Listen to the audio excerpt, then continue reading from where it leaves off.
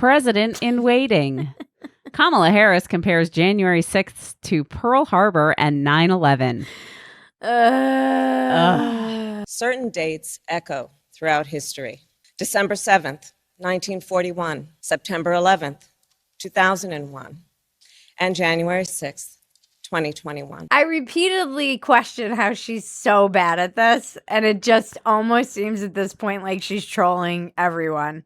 I'm going to rebuild the Twin Towers so I can throw myself out of one.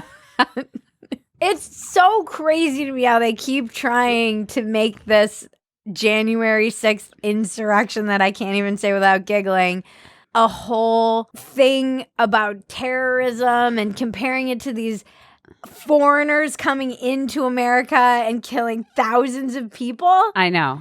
And it's more like Costco Black Friday.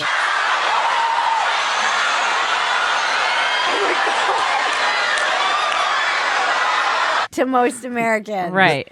This is like the line for a new Harry Potter book. This is like the Rick and Morty Szechuan sauce riots. Customers crowd the counter demanding the Szechuan dipping sauce for their McNuggets. Say that fast. This is like when Philly won the Super Bowl.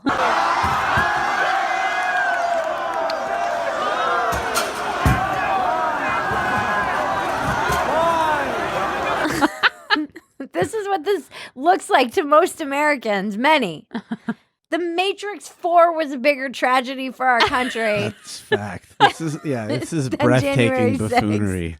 It's wild. Well, I mean, I try and like look at this from, my leftist perspective as I'm like the lefty of this. And I'm like, okay, yes, it was a serious incident and a weird moment for the country. And like, it was kind of an unprecedented event, but insurrection?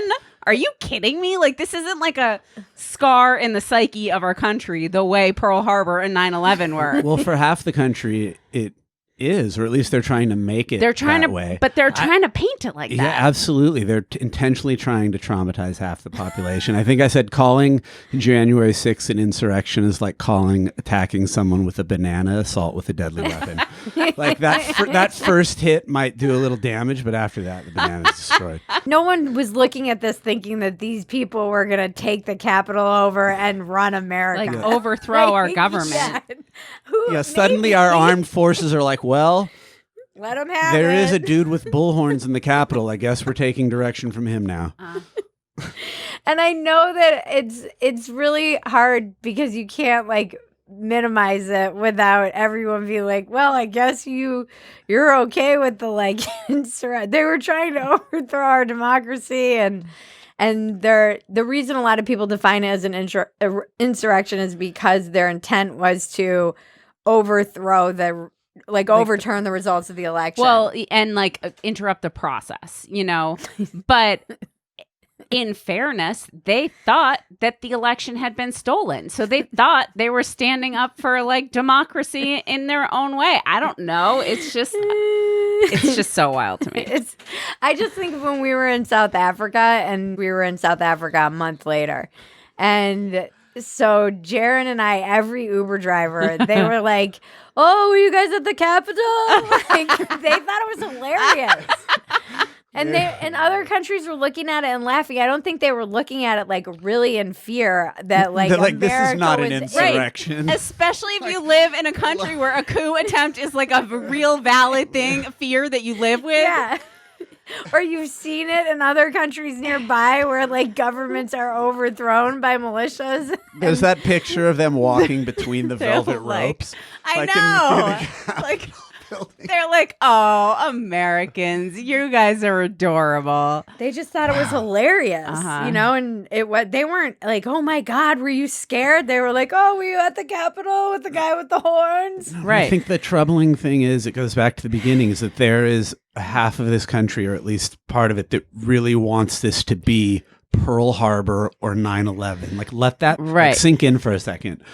I'm almost speechless. It makes me wonder if Kamala proofread it, or did she know what she was going to read, or did she sign off on that, or did she get off and go, what the fuck? Like, no, she was on board. She had a hard on for that fucking speech.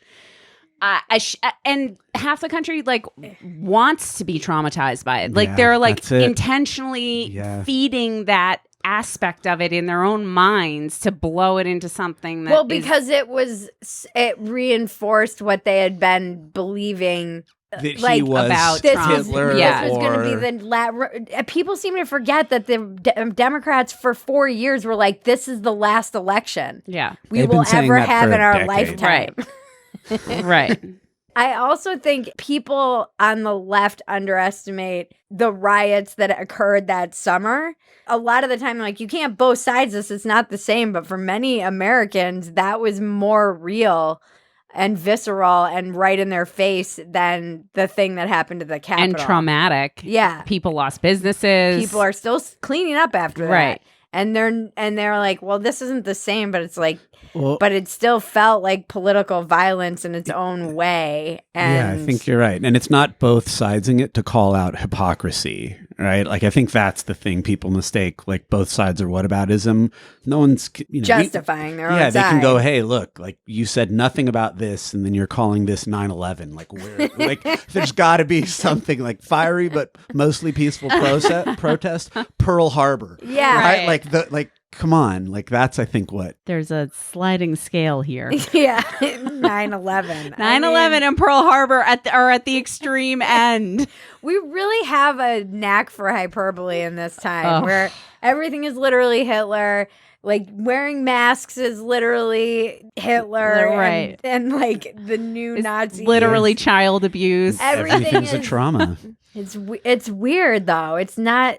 I feel like we just play such fast and loose with words, right. like insurrection and coup and concentration camps. Right. And it's this peddling and like feeding into and buying into our own mental fragility. Yeah. It's not doing us any good. Well, it's good for my business, but it's good for Mr. PHETASY. Mr. PHETASY is a therapist. It's good for dumpster fire too. Right. It's good entertainment. Whatever's bad for America is good for dumpster fire.